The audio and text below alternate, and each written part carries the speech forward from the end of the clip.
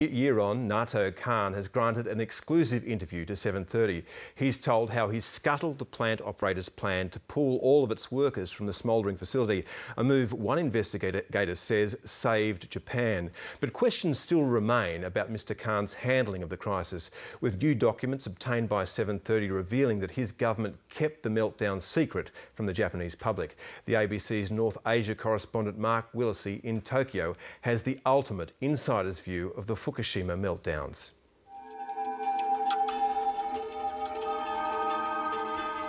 It was the moment Japan's leaders knew they were in a fight for their country's very future. The day after the tsunami struck, the #1 reactor building was torn apart by a hydrogen explosion. It was dramatic footage, but deep inside the reactor, something infinitely more catastrophic had already happened. The entire core had melted down. Within hours, the same would happen to reactors 2 and 3. This was a battle against an invisible enemy. If Japan lost this battle, it would cripple the nation. So I thought it was a battle that we could not retreat from. In an exclusive interview with 7:30, former Japanese Prime Minister Naoto Kan reveals how he confronted the world's worst nuclear disaster in a quarter of a century, one which threatened to engulf Japan.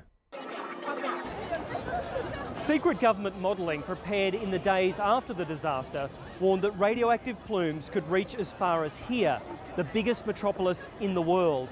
So Naoto Kan was presented with a nightmare scenario, the evacuation of tens of millions from Tokyo, and panic on an unprecedented scale.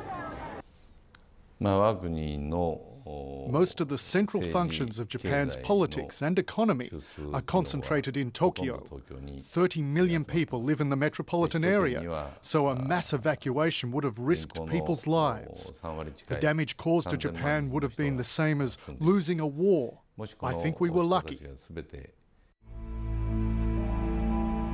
Seated in the Prime Minister's chair as the colossal earthquake wrenched his nation, Naoto Kan soon found himself dealing with multiple natural disasters. But the Fukushima crisis was compounded by human folly, both before and after the tsunami hit. My industry minister was told by the company it wanted to pull all its workers out of the Fukushima plant. If the workers abandoned the plant, all the reactors and fuel rods in the fuel pools would have melted down, causing many times more fallout than Chernobyl. I called the company president and told him a withdrawal was unthinkable, and he answered that he understood. Then, later on March the 15th, I stormed into the company's headquarters to tell them my opinion. On this critical question, I think I would say that was his finest hour. And eventually, I think that he saved the nation. TEPCO wouldn't play ball. Yoichi Funabashi set up an independent inquiry into the Fukushima disaster. Its 400 pages of findings were also highly critical of Naoto Kan, for among other things, micromanaging the crisis and not telling the public what was going on. I think they should have shared the information much more earlier and much more forthcomingly with the public. It was those elite, the top policy planners and makers who seemed to be more panicked than the public themselves. 7:30 has a summary of minutes of the Kan government's crisis management meetings from March the 11th. The day the tsunami hit.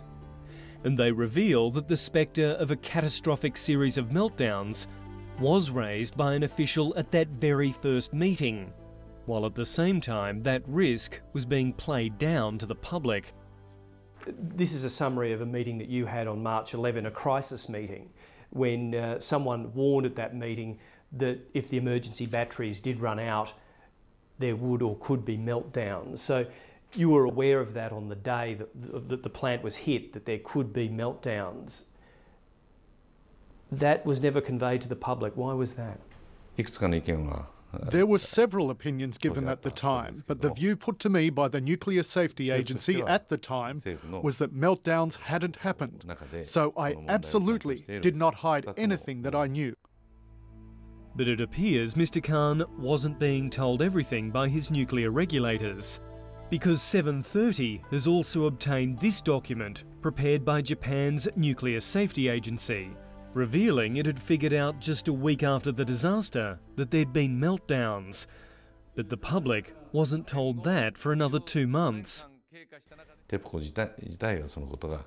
The company and the Nuclear Safety Agency couldn't grasp what was happening at the time. When I look back, the wrong information was given to me and to the public. As the person with ultimate responsibility in the government, I feel very sorry about this. For tens of thousands of Fukushima residents, that's cold comfort. A year on from the meltdowns, they remain unable to return home. Naoto Kan admits Japan failed before March 11 and during the crisis. He says now it must lead the way. What I want to say to people around the world, including Australia, is that the global community needs to make the rules and regulations for nuclear power plants. Since this accident at Fukushima, I have learnt that nuclear energy can carry a very high risk. Mark Willacy in Tokyo.